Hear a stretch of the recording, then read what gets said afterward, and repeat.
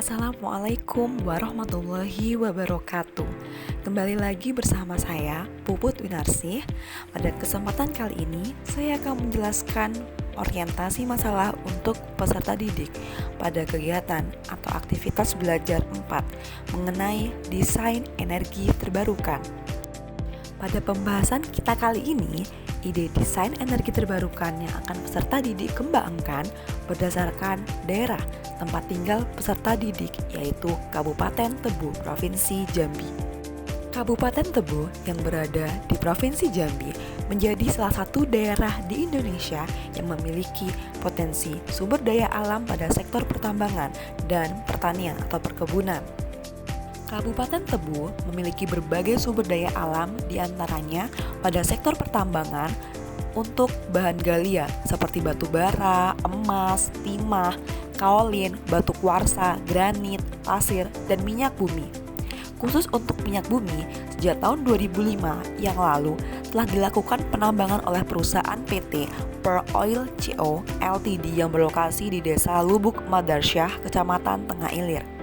Sedangkan pada sektor perkebunan, Kabupaten Tebo memiliki potensi untuk tanaman karet, kelapa sawit, kelapa dalam, kopi robusta, cengkeh, dan kakao. Hutan Jambi juga memiliki potensi sumber daya alam seperti kayu, gaharu, rotan, dan damar. Bagaimana dengan sumber energi listrik yang digunakan di Kabupaten Tebo?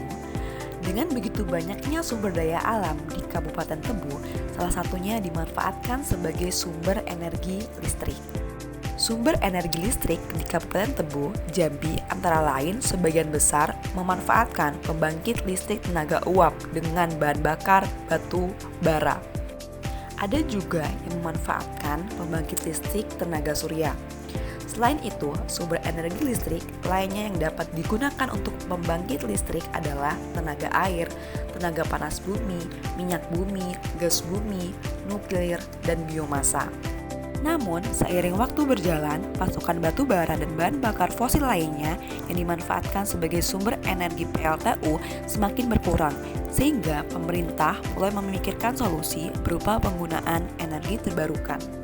Sebelum itu, mari kita melihat lebih jauh potensi energi terbarukan di Tebo, Provinsi Jambi. Potensi energi terbarukan Jambi dilansir dari situs web layanan informasi dan investasi energi baru terbarukan dan konservasi energi besutan Kementerian ESDM. Potensi energi terbarukan di Jambi mencapai sekitar 13,238 GW. Masih menurut Lintas EBTKE, berikut potensi energi terbarukan di Provinsi Jambi menurut jenis sumbernya. Yang pertama, energi air sebesar 3,102 GW bersama Sumatera Selatan, Lampung, dan Bengkulu. Lalu, energi mini hidro dan mikrohidro 447 MW.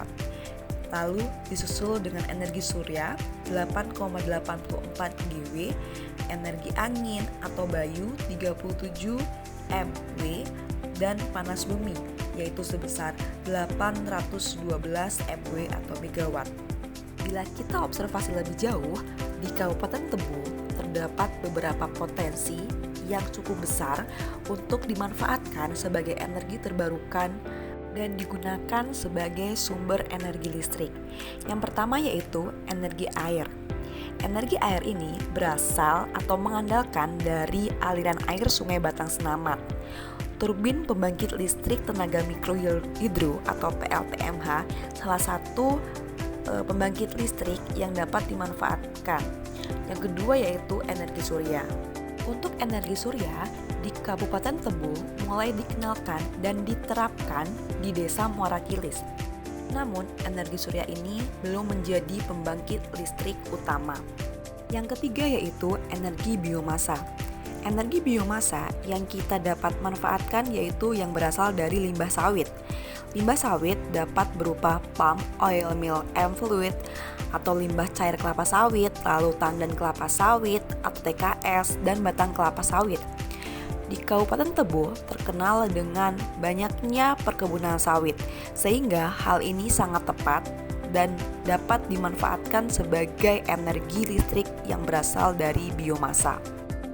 Meskipun Kabupaten Tebo memiliki potensi sumber energi terbarukan, namun potensi tersebut belum dapat dimanfaatkan dengan baik dan maksimal. Hal ini disebabkan oleh beberapa faktor. Yang pertama, masih bergantungnya dengan sumber energi fosil. Yang kedua, membutuhkan ruang dan biaya yang tidak sedikit. Yang ketiga, belum adanya kolaborasi antara pemerintah dan masyarakat.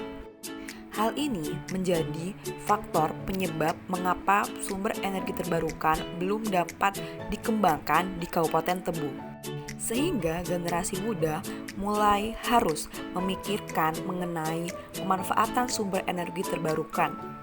Sekian penyampaian orientasi masalah pada aktivitas belajar 4. Silahkan masing-masing siswa membuat permasalahan yang tersirat dari video ini.